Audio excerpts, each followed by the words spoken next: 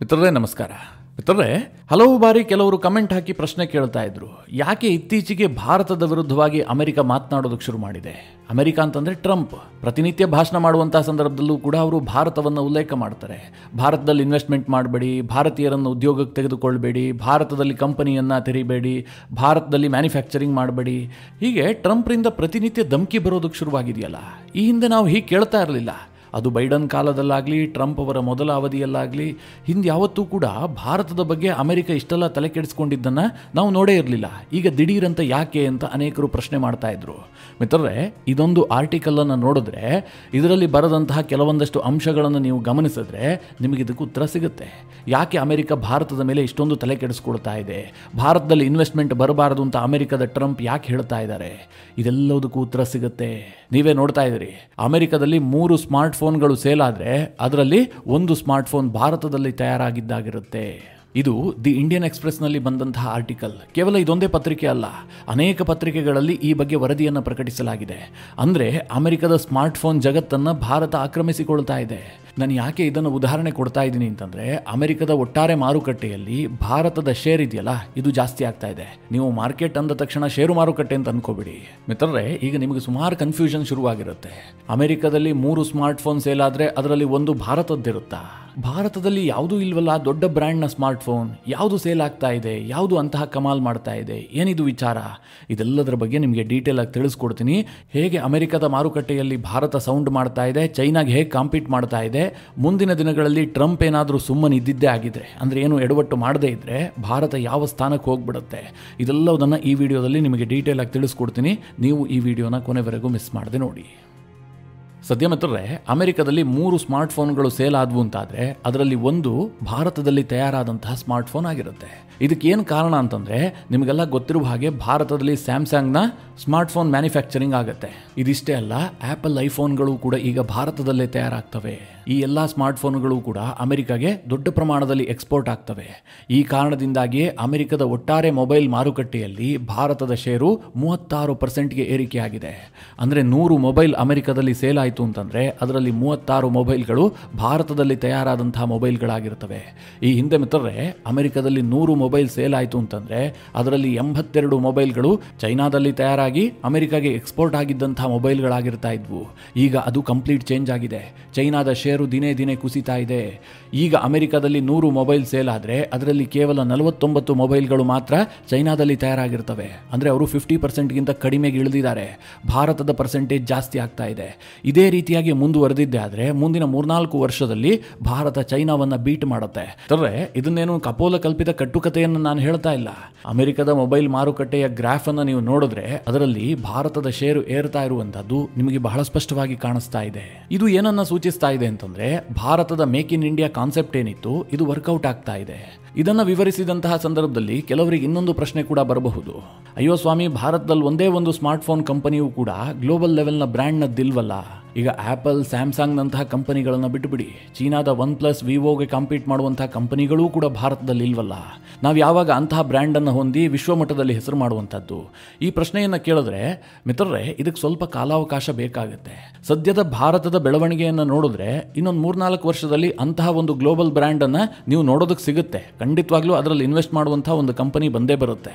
ಆದರೆ ಸದ್ಯಕ್ಕೆ ಭಾರತಕ್ಕೆ ಮೇಕ್ ಇನ್ ಇಂಡಿಯಾದಲ್ಲಂತೂ ಯಶಸ್ಸು ಸಿಗ್ತಾ ಇದೆ. ಇವತ್ತು ಭಾರತದ ಎಕ್ಸ್ಪೋರ್ಟ್ ಯಾವ ರೀತಿಯಲ್ಲಿ ಬದಲಾವಣೆಯನ್ನು ಕಾಣ್ತಾ ಇದೆ ಅಂತಂದರೆ, ಕೆಲವೇ ವರ್ಷಗಳ ಹಿಂದೆ, ಏನು ಬಹಳ ಒಂದು 50 ವರ್ಷದ ಹಿಂದೆ ಹೋಗಬೇಕಾಗಿಲ್ಲ, ಒಂದು 25-30 ವರ್ಷದ ಹಿಂದೆ ಭಾರತ ಅಮೆರಿಕಾಗೆ ಏನನ್ನು ಎಕ್ಸ್ಪೋರ್ಟ್ ಮಾಡ್ತಾ ಇತ್ತು ಕೇಳಿದ್ರೆ, ಹೆಚ್ಚಾಗಿ ಅದರಲ್ಲಿ ಅಂದರೆ ಟಾಪ್ ಲಿಸ್ಟ್ನಲ್ಲಿ ಆಹಾರ ವಸ್ತುಗಳೇ ಇರ್ತಾ ಇದ್ವು. ಭಾರತದಿಂದ ಇಂತಿಂಥ ಆಹಾರ ವಸ್ತುಗಳನ್ನು ಅಮೆರಿಕ ಇಂಪೋರ್ಟ್ ಮಾಡಿಕೊಳ್ಳುತ್ತೆ, ಭಾರತ ಅದನ್ನು ಎಕ್ಸ್ಪೋರ್ಟ್ ಮಾಡುತ್ತೆ ಅನ್ನುವಂಥ ಲಿಸ್ಟ್ ನಿಮಗೆ ಸಿಗ್ತಾ ಇತ್ತು. ಆದರೆ ಇವತ್ತು ನೀವು ಆ ಲೀಸ್ಟನ್ನು ತೆಗೆದು ನೋಡಿದ್ರೆ ಅದರಲ್ಲಿ ಟಾಪ್ 1ನಲ್ಲಿರುವಂಥದ್ದು ಮೊಬೈಲ್ಗಳು. ಇವತ್ತು ಭಾರತ ಅಮೆರಿಕಾಗೆ ಎಕ್ಸ್ಪೋರ್ಟ್ ಮಾಡುವಂಥ ಲೀಸ್ಟ್ನಲ್ಲಿ ಸ್ಮಾರ್ಟ್ಫೋನ್ಗಳು ನಂಬರ್ 1 ಪ್ಲೇಸ್ನಲ್ಲಿದ್ದಾವೆ. ಸದ್ಯ ಮಿತ್ರರೇ, ಭಾರತ UK ಜೊತೆಗೆ ಟ್ರೇಡ್ ಡೀಲ್ ಮಾಡಿಕೊಳ್ತು. ಅಮೆರಿಕದ ಜೊತೆಗೂ ಕೂಡ ಒಂದು ಮಿನಿ ಟ್ರೇಡ್ ಡೀಲ್ ಆಗಬಹುದು, ಮುಂದಿನ ದಿನಗಳಲ್ಲಿ ಒಂದು ದೊಡ್ಡ ಟ್ರೇಡ್ ಡೀಲ್ ಆಗಬಹುದು ಅನ್ನುವಂಥ ನಿರೀಕ್ಷೆಗಳಿದೆ. ಆದರೆ ಟ್ರಂಪ್ ಅವರ ನಿರ್ಧಾರದ ಮೇಲೆ ಇದೆಲ್ಲವೂ ಕೂಡ ಡಿಪೆಂಡ್ ಆಗಿದೆ. ಇಷ್ಟು ದಿನ ಟ್ರಂಪ್ ತಾಳ್ಮೆಯನ್ನು ತೋರಿಸಿದ್ದಾರೆ, ಭಾರತದ ಮೇಲೆ ಅಷ್ಟೇನೂ ಒತ್ತಡ ಹಾಕಿದ್ದಾರೆ ಅಂತ ನನಗನ್ನಿಸ್ತಾ ಇಲ್ಲ. ಒಮ್ಮೊಮ್ಮೆ ಹೇಳಿಕೆ ಕೊಡ್ತಾರೆ, ಆದರೆ ಬೇರೆ ದೇಶಕ್ಕೆ ಹೋಲಿಸಿದ್ರೆ ಭಾರತದೊಂದಿಗೆ ಟ್ರೇಡ್ ಡೀಲ್ ಮಾಡಿಕೊಳ್ಳುವಂತಹ ಮನಸ್ಥಿತಿ ಟ್ರಂಪ್ಗೆ ಈಗಲೂ ಕೂಡ ಇದೆ. ಒಂದು ವೇಳೆ ಈ ಟ್ರೇಡ್ ಡೀಲ್ ಏನಾದರೂ ಫೈನಲ್ ಆಗಿದ್ದೇ ಆದರೆ ಭಾರತಕ್ಕೆ ಇನ್ನಷ್ಟು ಕಂಪನಿಗಳು ಬಂದು ಇನ್ವೆಸ್ಟ್ ಮಾಡ್ತವೆ.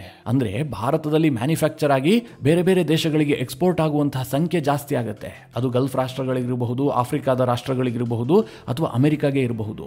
ಕಂಪನಿಗಳು ಯಾವುದಾದ್ರೂ ದೇಶದ್ದಾಗಿರಲಿ, ಅದು ಅಮೆರಿಕದ ಕಂಪನಿ ಆಗಿರಲಿ, UK ಕಂಪನಿಗೆ ಆಗಿರಲಿ, ಅವರು ಭಾರತದಲ್ಲಿ ಬಂದು ಇನ್ವೆಸ್ಟ್ ಮಾಡಿ ಇಲ್ಲಿ ತಯಾರು ಮಾಡಿಬಿಟ್ಟು ಅದನ್ನು ಬೇರೆ ದೇಶಗಳಿಗೆ ಎಕ್ಸ್ಪೋರ್ಟ್ ಮಾಡುವಂತಹ ಪ್ರಮಾಣ ಇನ್ನಷ್ಟು ಜಾಸ್ತಿ ಆಗ್ತಾ ಹೋಗುತ್ತೆ. ಆದರೆ ಭಾರತಕ್ಕಿರುವ ದೊಡ್ಡ ಆತಂಕವೇ ಟ್ರಂಪ್. ಯಾಕೆ ಗೊತ್ತಾ? ಟ್ರಂಪ್ ಅವರ ಒಂದು ಲಾಂಗ್ ಟರ್ಮ್ ಪಾಲಿಸಿ ಏನಿದೆ, ಈಗೇನು ಅಮೆರಿಕದಿಂದ ಹೊರ ಹೋಗಿದವಲ್ಲ ಕಂಪನಿಗಳು, ಅಂದರೆ ಚೈನಾದಲ್ಲಿ ಬಂದು ಇನ್ವೆಸ್ಟ್ ಮಾಡಿ ಚೈನಾದಲ್ಲೇ ತಯಾರು ಮಾಡಿ ಅದನ್ನು ಅಮೆರಿಕಾಗೆ ವಾಪಸ್ ಇಂಪೋರ್ಟ್ ಮಾಡ್ಕೊಳ್ತಾ ಇದಾವಲ್ಲ, ಅಂತಹ ಕಂಪನಿಗಳು ಪುನಃ ಅಮೆರಿಕದಲ್ಲೇ ಸ್ಥಾಪನೆ ಆಗಬೇಕು. ಆ ಎಲ್ಲ ಕಂಪನಿಗಳು ಕೂಡ ದೇಶ ಪ್ರೇಮವನ್ನು ತೋರಿಸಬೇಕು. ಕೇವಲ ಅಮೆರಿಕ ಟೆಕ್ನಾಲಜಿ ಮೇಲೆ ಮಾತ್ರ ಫೋಕಸ್ ಮಾಡಬಾರ್ದು, ಮ್ಯಾನುಫ್ಯಾಕ್ಚರಿಂಗ್ ಕೂಡ ಅಮೆರಿಕದಲ್ಲೇ ಆಗಬೇಕು ಅನ್ನುವಂಥದ್ದು ಟ್ರಂಪ್ ಅವರ ಪಾಲಿಸಿ. ಇದನ್ನು ಅನೇಕ ಬಾರಿ ಹೇಳಿದ್ದಾರೆ ಕೂಡ. ಅವರು ನೇರವಾಗಿ ಭಾರತ ಮತ್ತು ಚೈನಾದ ಹೆಸರನ್ನು ಉಲ್ಲೇಖ ಮಾಡಿಯೇ ಈ ವಿಚಾರವನ್ನು ಪ್ರಸ್ತಾಪ ಮಾಡಿದ್ದಾರೆ. ಇವತ್ತು ಅಮೆರಿಕದ ಕಂಪನಿಗಳು ಹೆಚ್ಚಾಗಿ ಚೈನಾದಲ್ಲಿ ಇನ್ವೆಸ್ಟ್ ಮಾಡಿಬಿಟ್ಟು ಅಲ್ಲೇ ತಯಾರು ಮಾಡಿಬಿಟ್ಟು ಅಮೆರಿಕಾಗೆ ಶಿಫ್ಟ್ ಮಾಡ್ತಾ ಇದ್ದಾರೆ. ಭಾರತದಲ್ಲೂ ಕೂಡ ಇನ್ವೆಸ್ಟ್ಮೆಂಟ್ ಜಾಸ್ತಿ ಆಗ್ತಾ ಇದೆ. ಇದನ್ನು ನಾನು ನಿರೀಕ್ಷೆ ಮಾಡೋದಿಲ್ಲ. ಅಮೆರಿಕದ ಎಲ್ಲ ಟೆಕ್ ಕಂಪನಿಗಳು ಕೂಡ ಮುಂದಿನ ಕೆಲ ವರ್ಷದಲ್ಲೇ ಅಮೆರಿಕದಲ್ಲೇ ತಯಾರು ಮಾಡುವ ಹಂತಕ್ಕೆ ಬೆಳಿಬೇಕು, ಹೀಗಂತ ಟ್ರಂಪ್ ನೇರವಾಗಿ ವಾರ್ನಿಂಗ್ ಮಾಡಿದ್ದಾರೆ. ಅದರಲ್ಲೂ ಮುಖ್ಯವಾಗಿ ಆ್ಯಪಲ್ ಕಂಪನಿಗೆ ಎಂತೆಂತಹ ವಾರ್ನಿಂಗ್ ಕೊಟ್ಟಿದ್ದಾರೆ ಟ್ರಂಪ್ ಅಂತ ನಿಮಗೆಲ್ಲ ಗೊತ್ತೇ ಇದೆ. ಆ್ಯಪಲ್ CEO ಅನ್ನು ಕರೆದುಬಿಟ್ಟು, ನೀನು ಭಾರತದಲ್ಲಿ ಯಾವುದೇ ಕಾರಣಕ್ಕೂ ಮೊಬೈಲನ್ನು ತಯಾರು ಮಾಡಬೇಡ, ಹಾಗೇನಾದರೂ ನೀನು ತಯಾರಿಕೆಯನ್ನು ಮುಂದುವರಿಸಿದ್ದೆ ಆದರೆ 25% ಟ್ಯಾರಿಫ್ ಹಾಕ್ತೀನಿ ಅಂತ ನೇರವಾಗಿ ಎಚ್ಚರಿಕೆ ಕೊಟ್ಟಿದ್ದಾರೆ. ಟ್ರಂಪ್ ಅವರ ಈ ನೀತಿ ಏನಾದರೂ ಫೇಲ್ಯೂರ್ ಆಯಿತು ಅಂತ ಅಂದುಕೊಳ್ಳಿ, ಆಗ ಭಾರತಕ್ಕೆ ಬಹಳ ದೊಡ್ಡ ಲಾಭ ಆಗುತ್ತೆ. ಯಾಕೆ ಕೇಳಿದ್ರೆ ಭಾರತ ಈಗ ತಾನೇ ಈ ವಿಚಾರದಲ್ಲಿ ಅಂಬೆಗಾಲು ಇಡ್ತಾ ಇದೆ. ಅಂದರೆ ನಾವು ವಿದೇಶಿ ಬಂಡವಾಳವನ್ನು ಆಕರ್ಷಣೆ ಮಾಡ್ತಾ ಇರುವಂಥದ್ದು ಈಗ ತಾನೇ. ನಾವು ಹಿಂದೇನು ಈ ಕೆಲಸ ಮಾಡಿಲ್ಲ. ಈಗ ಒಂದು 25 ವರ್ಷದ ಹಿಂದಿನ ಇತಿಹಾಸವನ್ನು ತೆಗೆದುಕೊಂಡು ನೋಡಿದ್ರೆ ನೀವು ಭಾರತದಲ್ಲಿ ಬಂದು ಇನ್ವೆಸ್ಟ್ ಮಾಡಿ ಭಾರತದಲ್ಲೇ ತಯಾರು ಮಾಡಿ ಅಂತ ಭಾರತ ಅಷ್ಟಾಗಿ ಪ್ರಮೋಟ್ ಮಾಡ್ತಾ ಇರಲಿಲ್ಲ. ಮಾಡ್ತಾನೆ ಇರಲಿಲ್ಲ ಅಂತ ನಾನು ಹೇಳೋದಿಲ್ಲ. ಯಾವಾಗ ಲಿಬರಲೈಸೇಷನ್, ಗ್ಲೋಬಲೈಸೇಷನ್ ಮತ್ತು ಪ್ರೈವೇಟೈಸೇಷನ್ ಆಯಿತು, ಆಗಿನಿಂದ ಭಾರತ ಸಣ್ಣದಾಗಿ ಹೆಜ್ಜೆ ಇಡೋದಕ್ಕೆ ಶುರು ಮಾಡಿತ್ತು. ಆದರೆ ಈಗ ನಾವು ದೊಡ್ಡ ಹೆಜ್ಜೆಗಳನ್ನು ಇಡೋದಕ್ಕೆ ಶುರು ಮಾಡಿದ್ದೀವಿ. ಆದರೆ ಈ ಸಂದರ್ಭದಲ್ಲಿ ಟ್ರಂಪ್ ಎಂಬ ಭೂತ ಬಂದುಬಿಟ್ಟು ನಮಗೆಲ್ಲದಕ್ಕೂ ಅಡ್ಡಿ ಆಗ್ತಾ ಇದೆ. ಟ್ರಂಪ್ಗೆ ಅನಿಸ್ತಾ ಇದೆ ಅಮೆರಿಕದ ಎಕಾನಮಿ ಕೊಲ್ಯಾಪ್ಸ್ ಆಗುತ್ತೆ. ಇದೇ ರೀತಿಯಾಗಿ ಬೇರೆ ದೇಶದಲ್ಲಿ ಇನ್ವೆಸ್ಟ್ ಮಾಡಿಬಿಟ್ಟು ಅಲ್ಲಿ ತಯಾರು ಮಾಡಿ ನಮ್ಮ ದೇಶಕ್ಕೆ ಇಂಪೋರ್ಟ್ ಮಾಡಿಕೊಂಡ್ರೆ ನಮ್ಮ ಟ್ರೇಡ್ ಗ್ಯಾಪ್ ಜಾಸ್ತಿ ಆಗುತ್ತೆ, ಅಮೆರಿಕ ವ್ಯಾಪಾರದ ಕೊರತೆಯನ್ನು ಎದುರಿಸಬೇಕಾಗತ್ತೆ ಅಂತ ಟ್ರಂಪ್ಗೆ ಅನಿಸ್ತಾ ಇದೆ. ಈ ಹಿಂದಿನಿಂದಲೂ ಕೂಡ ಅಮೆರಿಕದ ಪಾಲಿಸಿ ಏನಾಗಿತ್ತು? ಅಮೆರಿಕ ಟೆಕ್ನಾಲಜಿಯನ್ನು ಫೋಕಸ್ ಮಾಡ್ತಾ ಇತ್ತು. ಅವರು ಟೆಕ್ನಾಲಜಿಯನ್ನು ಅಭಿವೃದ್ಧಿಪಡಿಸೋದಕ್ಕೆ ಇನ್ವೆಸ್ಟ್ ಮಾಡ್ತಾ ಇದ್ರು. ಅಮೆರಿಕದ ಎಲ್ಲ ಕಂಪನಿಗಳು ಕೂಡ ಮಾಡುವಂಥದ್ದು ಅದನ್ನೇ. ಅವರು ಮೊದಲಿಗೆ ಟೆಕ್ನಾಲಜಿಯನ್ನು ಅಭಿವೃದ್ಧಿ ಮಾಡ್ತಾರೆ. ಈಗ ಉದಾಹರಣೆಗೆ ಆ್ಯಪಲ್ ಐಫೋನನ್ನೇ ತೆಗೆದುಕೊಳ್ಳಿ. ಅವರು ಟೆಕ್ನಾಲಜಿಯನ್ನು ಅಮೆರಿಕದಲ್ಲಿ ಅಭಿವೃದ್ಧಿ ಮಾಡ್ತಾರೆ, ನಂತರ ಅದರ ಮ್ಯಾನುಫ್ಯಾಕ್ಚರಿಂಗ್ ಮಾಡ್ತಾ ಇದ್ದಿದ್ದು ಚೈನಾದಲ್ಲಿ.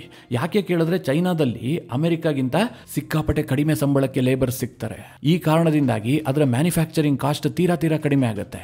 ಒಂದು ವೇಳೆ ಆ್ಯಪಲ್ ಐಫೋನನ್ನು ಅಮೆರಿಕದಲ್ಲೇ ತಯಾರು ಮಾಡಬೇಕು ಅಂತಂದರೆ ಈಗೇನು ಮಾರಾಟ ಆಗುತ್ತಲ್ಲ ಬೆಲೆ, ಅದಕ್ಕಿಂತ ಡಬಲ್ ಅಲ್ಲ ತ್ರಿಬಲ್ ಜಾಸ್ತಿ ಆಗಿಬಿಡುತ್ತೆ. ಹೀಗೆ ಮ್ಯಾನುಫ್ಯಾಕ್ಚರಿಂಗ್ ಕಾಸ್ಟ್ ಜಾಸ್ತಿ ಆದರೆ ಅದನ್ನು ಒಂದು ವೇಳೆ ಅಮೆರಿಕದಲ್ಲಿ ಸೇಲ್ ಮಾಡಿಬಿಡಬಹುದು. ಈಗ 1 ಲಕ್ಷಕ್ಕೆ ಸಿಗುವಂತಹ ಫೋನ್ 2 ಲಕ್ಷ ಆಯಿತು ಅಂತಂದರೆ ಅಮೆರಿಕದಲ್ಲಿ ಕೊಳ್ಳುವವರು ಸಿಗ್ತಾರೆ. ಅದೇ ಈಗ ತಾನೇ ಎಮರ್ಜ್ ಆಗ್ತಿರುವಂತಹ ಮಾರ್ಕೆಟಲ್ಲಿ ಅದನ್ನು ಯಾರೂ ಕೊಳ್ಳೋದಿಲ್ಲ. ಈಗ ಭಾರತದಲ್ಲಿ ಯಾರು ಕೊಂಡುಕೊಳ್ತಾರಾ? ಈಗ ಒಂದು ಆ್ಯಪಲ್ ಐಫೋನ್ನ ಬೆಲೆ ಭಾರತದಲ್ಲಿ ಈಗ 1 ಲಕ್ಷ ಅಥವಾ 80,000ಕ್ಕೆ ಸೇಲ್ ಆಗ್ತಾ ಇದೆ ಅಂತ ಅಂದುಕೊಳ್ಳಿ. ಒಂದು ವೇಳೆ ದಿಢೀರಂತ ಇದರ ಬೆಲೆ 3 ಲಕ್ಷ ಆಯ್ತಪ್ಪ, ಆಗ ಭಾರತದಲ್ಲಿ ಐಫೋನ್ನ ಮಾರ್ಕೆಟ್ 50% ಅಲ್ಲ 75% ಕುಸಿತ ಕಾಣುತ್ತೆ. ಹೀಗಾಗಿ ಕಂಪನಿಗಳು ಅಮೆರಿಕದಲ್ಲಿ ಟೆಕ್ನಾಲಜಿಯನ್ನು ಅಭಿವೃದ್ಧಿಪಡಿಸಿಕೊಂಡು ಅದನ್ನು ಚೈನಾ, ಭಾರತ, ವಿಯೆಟ್ನಾಂ, ದಕ್ಷಿಣ ಕೊರಿಯಾ ಇಂತಹ ದೇಶಗಳಿಗೆ ಬಂದು ಅಲ್ಲಿ ಇನ್ವೆಸ್ಟ್ ಮಾಡಿಬಿಟ್ಟು ಅಲ್ಲಿ ಮ್ಯಾನುಫ್ಯಾಕ್ಚರಿಂಗ್ ಮಾಡ್ತಾ ಇದ್ವು. ಅದೇನೇ ವಿಚಾರ ಇರಲಿ, ಸದ್ಯ ಟ್ರಂಪ್ ಯಾಕೆ ಭಾರತವನ್ನು ಟಾರ್ಗೆಟ್ ಮಾಡ್ತಾ ಇದ್ದಾರೆ? ಪ್ರತಿನಿತ್ಯ ಅವರ ಭಾಷಣದಲ್ಲಿ ಭಾರತದ ಹೆಸರು ಬರುತ್ತಲ್ಲ ಅಂತ ನಿಮಗೊಂದು ಪ್ರಶ್ನೆ ಬರೋದೇ ಆದರೆ ಇದಕ್ಕೆ ಉತ್ತರ ಬಹಳ ಸಿಂಪಲ್. ಈ ಹಿಂದೆ ಅಮೆರಿಕದಲ್ಲಿ ಸೇಲ್ ಆಗ್ತಾ ಇದ್ದಂತಹ ಎಲ್ಲ ವಸ್ತುಗಳು ಕೂಡ ಒಂದು ಚೈನಾದಲ್ಲಿ ತಯಾರಾಗ್ತಾ ಇದ್ವು, ಇಲ್ಲ ವಿಯೆಟ್ನಾಂನಲ್ಲಿ ತಯಾರಾಗ್ತಾ ಇದ್ವು, ಜಪಾನ್, ದಕ್ಷಿಣ ಕೊರಿಯಾ ಇಂತಹ ದೇಶಗಳಲ್ಲಿ ತಯಾರಾಗ್ತಾ ಇದ್ವು. Make in India, made in India ಅಥವಾ ಅಸೆಂಬಲ್ಡ್ ಇನ್ ಇಂಡಿಯಾ ಈ ರೀತಿಯ ಪದಗಳನ್ನು ಆ ವಸ್ತುಗಳ ಮೇಲೆ ನೋಡೋದಕ್ಕೆ ಸಿಗ್ತಾ ಇರಲಿಲ್ಲ.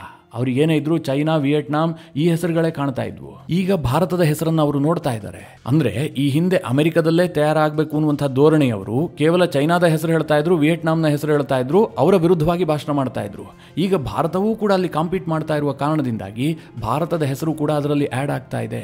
ಇದೆಲ್ಲವುದನ್ನು ಕೂಡ ನೀವು ಅಂಕಿಅಂಶಗಳನ್ನು ಗಮನಿಸಿದ್ರೆ ನಿಮಗೆ ಗೊತ್ತಾಗ್ಬಿಡುತ್ತೆ. 2010ರಲ್ಲಿ ಭಾರತ ಮತ್ತು ಅಮೆರಿಕದ ನಡುವೆ $66 ಬಿಲಿಯನ್ ಮೊತ್ತದ ವ್ಯಾಪಾರ ವ್ಯವಹಾರ ನಡೀತಾ ಇತ್ತು. ಭಾರತ ಅಮೆರಿಕಾಗೆ ಒಂದು $30 ಬಿಲಿಯನ್ ಮೊತ್ತದ ವಸ್ತುಗಳನ್ನು ಎಕ್ಸ್ಪೋರ್ಟ್ ಮಾಡಿದ್ರೆ $16.4 ಬಿಲಿಯನ್ ಮೊತ್ತದ ವಸ್ತುಗಳನ್ನು ಇಂಪೋರ್ಟ್ ಮಾಡ್ಕೊಳ್ತಾ ಇತ್ತು. ಭಾರತಕ್ಕೆ ಕೇವಲ $13.2 ಬಿಲಿಯನ್ ಮೊತ್ತದ ಟ್ರೇಡ್ ಸರ್ಪ್ಲಸ್ ಇತ್ತು. ಯಾವಾಗ? 2010ರಲ್ಲಿ. ಈಗ ಮಿತ್ರರೇ 2024-25 ಅಂಕಿಅಂಶವನ್ನು ನೋಡೋದಾದ್ರೆ ಭಾರತ ಮತ್ತು ಅಮೆರಿಕದ ನಡುವೆ ಸರಿಸುಮಾರು $131.84 ಬಿಲಿಯನ್ ಮೊತ್ತದ ವ್ಯಾಪಾರ ವ್ಯವಹಾರ ನಡೀತಾ ಇದೆ. ಈ ಪೈಕಿ ಭಾರತ $86.51 ಬಿಲಿಯನ್ ಮೊತ್ತದ ವಸ್ತುಗಳನ್ನು ಅಮೆರಿಕಾಗೆ ಎಕ್ಸ್ಪೋರ್ಟ್ ಮಾಡ್ತಾ ಇದೆ. ಹಾಗೆ $45.33 ಬಿಲಿಯನ್ ಮೊತ್ತದ ವಸ್ತುಗಳನ್ನು ಅಮೆರಿಕದಿಂದ ಭಾರತಕ್ಕೆ ಇಂಪೋರ್ಟ್ ಮಾಡ್ಕೊಳ್ತಾ ಇದೆ. ಭಾರತದ ಟ್ರೇಡ್ ಸರ್ಪ್ಲಸ್ಸೇ $41.18 ಬಿಲಿಯನ್ ನಷ್ಟಿದೆ. ಒಂದು ವೇಳೆ ಮೇಕ್ ಇನ್ ಇಂಡಿಯಾ ಇನ್ನಷ್ಟು ಸಕ್ಸಸ್ ಆಗ್ತಾ ಹೋದ್ರೆ ಅಮೆರಿಕದ ಕಂಪನಿಗಳು ಭಾರತದಲ್ಲಿ ಬಂದು ಇನ್ವೆಸ್ಟ್ ಮಾಡಿ ಭಾರತದಲ್ಲೇ ತಯಾರು ಮಾಡಿ ಅಮೆರಿಕಾಗೆ ಅದನ್ನು ಇಂಪೋರ್ಟ್ ಮಾಡ್ಕೊಳ್ಳೋದಕ್ಕೆ ಶುರು ಮಾಡಿದ್ದೆ ಆದ್ರೆ ಈಗೇನು ನಾವು $131 ಬಿಲಿಯನ್ ನೋಡ್ತಾ ಇದೀವಿಲ್ಲ, ಇದು ಆರಾಮಾಗಿ ಒಂದು $200-250 ಬಿಲಿಯನ್ ಅನ್ನ ರೀಚ್ ಆಗ್ಬಿಡುತ್ತೆ. ಜೊತೆಗೆ ಅಮೆರಿಕದ ಟ್ರೇಡ್ ಡಿಫಿಸಿಟ್ ಕೂಡ ಅದೇ ಪ್ರಮಾಣದಲ್ಲಿ ಜಾಸ್ತಿ ಆಗುತ್ತೆ.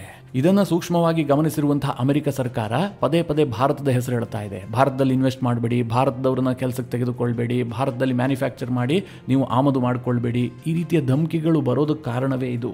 ಇದೇ ಕಾರಣದಿಂದ ಭಾರತ ಮತ್ತು ಅಮೆರಿಕದ ನಡುವೆ ಆಗುವಂತಹ ಟ್ರೇಡ್ ಡೀಲ್ ಏನಿದೆ ಇದು ತೀರಾ ಇಂಪಾರ್ಟೆಂಟ್ ಆಗುತ್ತೆ. ಸದ್ಯಕ್ಕೆ ಮಿನಿ ಟ್ರೇಡ್ ಡೀಲ್ ಆಗುವಂತಹ ಎಲ್ಲ ಸಾಧ್ಯತೆಗಳಿದಾವೆ. ಮುಂದಿನ 1 or 2 ಇಯರ್ಸ್ ನಲ್ಲಿ ಒಂದು ದೊಡ್ಡ ಟ್ರೇಡ್ ಡೀಲ್ ಕೂಡ ಆಗೋದಕ್ಕಿದೆ. ಇದರಲ್ಲಿ ಭಾರತ ಅಮೆರಿಕವನ್ನ ಯಾವ ರೀತಿಯಾಗಿ ಕನ್ವಿನ್ಸ್ ಮಾಡುತ್ತೆ, ಇದರ ಆಧಾರದ ಮೇಲೆಯೇ ಭಾರತ ಮ್ಯಾನುಫ್ಯಾಕ್ಚರಿಂಗ್ ಹಬ್ ಆಗಿ ಕನ್ವರ್ಟ್ ಆಗುತ್ತಾ, ಹಾಗೆ ಈಗ ಅಮೆರಿಕದಲ್ಲಿ 3 ಸೆಲ್ ಫೋನ್ಗಳ ಸೇಲಾದ್ರೆ ಅದರಲ್ಲಿ ಒಂದು ಭಾರತದಲ್ಲಿ ತಯಾರಾಗಿದ್ದು ಅಂತ ಖುಷಿ ಪಡ್ತಾ ಇದೀವಲ್ಲ, ಈ ನಂಬರ್ ಇನ್ನೂ ಜಾಸ್ತಿ ಆಗುತ್ತಾ ಅಥವಾ ಇನ್ನೂ ಕಡಿಮೆ ಆಗುತ್ತಾ ಅನ್ನುವಂಥದ್ದು ಡಿಸೈಡ್ ಆಗುತ್ತೆ.